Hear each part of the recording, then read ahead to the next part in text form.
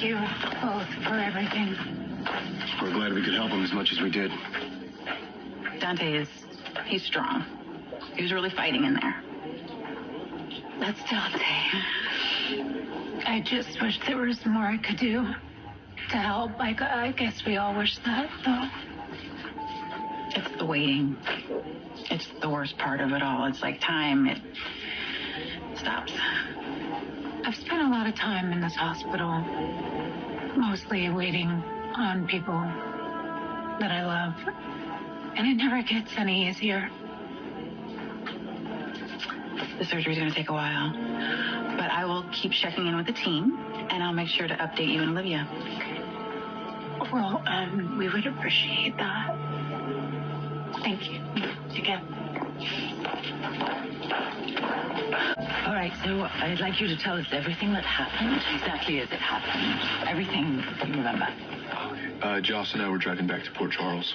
Yes, and I have an app on my phone, and it said that police scanners were reporting gunfire out on the waterfront.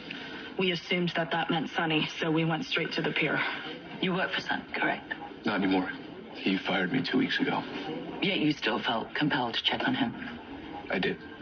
Okay. Continue. So what did you see when you found Dante? Well, we already told you. Yeah, I know. I'd like you to tell me again. Because sometimes you remember things that you forget the first time. Okay, yeah, of course. We got there. Dante was lying there. The second we got to him, it became clear that somebody had given him first aid because he had that sweatshirt wrapped around him and his legs were elevated. How were his legs elevated exactly? Someone folded up a bulletproof vest and stuck it under his legs. Anything else? Yes, there was a phone next to Dante on a call with 911. And I picked it up and I spoke to the operator. You handled the phone? Yeah. Was I not supposed to? I mean, he was lying there bleeding and gasping for air. No, I'm just trying to figure out what happened, Jocelyn.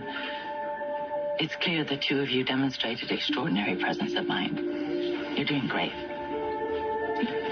So, you pick up the phone. The line is open to 911. Yeah, and the operator said that she had spoken to somebody else, but that they had left and that the paramedics were almost there. And then we started hearing the sirens and Chase showed up. I found Dex and Jocelyn giving first aid. Shortly after I arrived, Dante's heart stopped. I performed chest compressions. Joss did rescue breathing, and we got his heart started right before the paramedics got there, and then they took over. Thank you.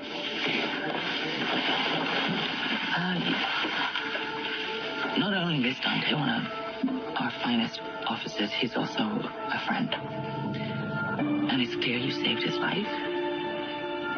And the PCPD and I personally owe you a great debt. Thank you. Copy that. Who's running the crime scene? PCPD. No sign of FBI yet. It's interesting. Thought Agent Cates would be all over it.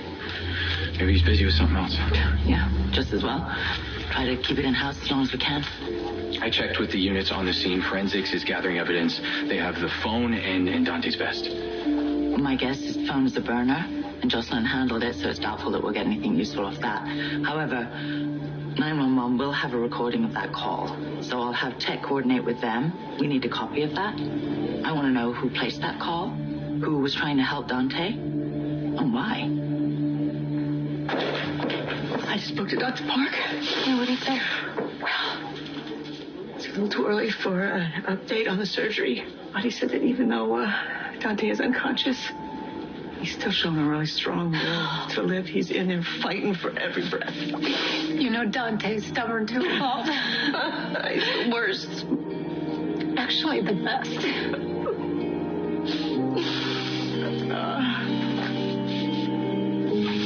The reporter that I was supposed to meet on the waterfront just informed me that an officer is down.